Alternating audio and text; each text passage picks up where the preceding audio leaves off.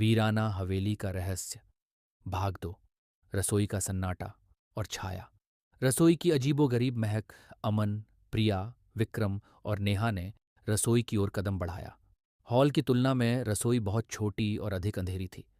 Torch की रोशनी में उन्होंने देखा कि टूटी हुई क्रॉकरी और पुरानी रस्सियां फर्श पर बिखरी हुई थीं। प्रिया ने धीरे से सूंघा। यार, यहाँ वो अजीब सी मीठी गंध बहुत तेज आ रही है। नेहा ने एक टूटे हुए चूल्हे के पास खड़ी होकर उस गंध पर ध्यान केंद्रित किया। हाँ, ये कुछ बासी पर मीठी खुशबू है, जैसे बहुत समय पहले किसी ने यहाँ मिठाई बनाई हो। विक्रम फुसफुसाया, मुझे लगता है ये बदबू है। मुझे डर लग रहा है, हम यहाँ क्या कर रहे हैं। अमन ने एक पुरानी लकड़ी की अलमारी की ओर टॉर्च की। चलो यहाँ से निकलते हैं, ऊपर देखते हैं कि क्या गिरा था। जैसे ही वे मुड़ने वाले थे, उन्हें रसोई के फर्श के बीचों बीच, जहां मिट्टी जमी हुई थी, एक छोटा धुंधला पदचिह्न दिखाई दिया। वह किसी बच्चे के नंगे पैर का निशान लग रहा था। यह क्या है? प्रिया ने डर से कहा। इतना छोटा पदचिह्न, और वह भी अभी ताज़ा नहीं तो कम से कम कुछ घंटों पुराना लग रहा है। नेहा अचानक पदचिह्न की ओर झुकी। उसने धीरे से उस पर हाथ फेरा और फिर अपने होंठों पर उंगली रखी, जैसे कह रही हो कि शांत रहो। तभी रसोई के कोने से, जहां एक बड़ा पत्थर का चकला रखा था, एक सिसकने की हल्की आवाज आई, जो हवा के झोंके जैसी नहीं थी। ऊपर की ओर चारों का खून जम गया। अमन ने तुरंत टॉर्च को आवाज की दिशा में घुमाया।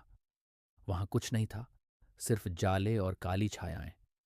चलो भागो, विक्रम चिल्लाया और दरवाजे की ओर भागा।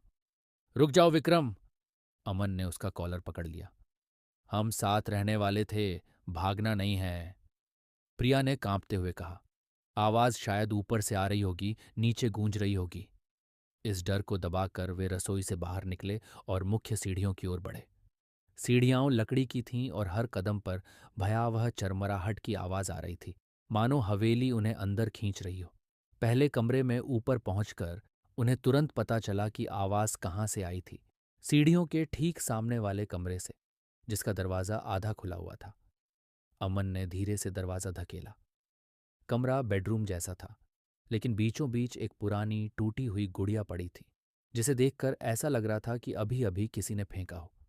विक्रम ने कहा, जरूर यही चीज गिरी होगी। लेकिन ये गुड़िया दरवाजे से इतनी दूर कैसे गिरी? नेहा ने पूछा। अमन ने गुड़िया को उठाया। वह मिट्टी और कपड़े से बनी थी। उसकी आंखें एक ही जगह घूर रही थीं। जैसे ही उसने गुड़िया को हिलाया, गुड़िया के अंदर से एक चाबी नीचे गिर गई। ये चाबी पुरानी और तांबे की बनी थी। उस पर एक छोटा सा निशान था, एक उलटा ए। प्रिया ने चाबी उठाई। ये चाबी कहाँ की हो सकती है? तभी कमरे के दूसरे कोने से, जहां एक बड़ा ड्रेसिंग टेबल था, उस पर रखी शीशी अचानक हवा में उछली और जमीन पर गिरकर टूट गई। परछाई के बिना, हवा के बिना, शीशी अपने आप गिरी थी। भयानक दृष्टि। विक्रम अब रोने लगा। यहां कुछ है, ये जगह बुरी है, हम मर जाएंगे। अमन ने गुड़िया को जमीन पर फेंका और चीखा, जो कोई भी यहां है, बाहर आओ। कमरे में सन्नाटा छा गया, इतना गहरा सन्नाटा कि वे अपनी सांसों की आवाज भी सुन सकते थे।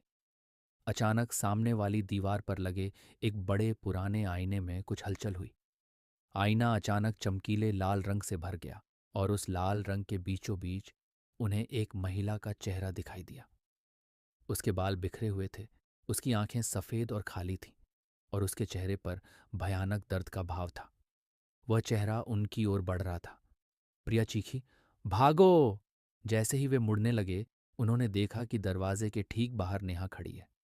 लेकिन यह नेहा नहीं थी। वह वापस मुड़ी हुई थी, उसके हाथ हवा में लटके हुए थे, और वह एक ऐसी आवाज में मुस्कुरा रही थी जो इंसान की नहीं थी। तुम कहीं नहीं जा रहे? अगले भाग में, क्या नेहा सचमुच वही है जो वह दिखती है? उस तांबे की चाबी का रहस्य क्या है? क्या वे हवेली के इस भयानक जाल से बच पाएंगे? क्या आप चाहते हैं कि मैं इस कहानी का तीसरा भाग आगे बढ़ाऊं?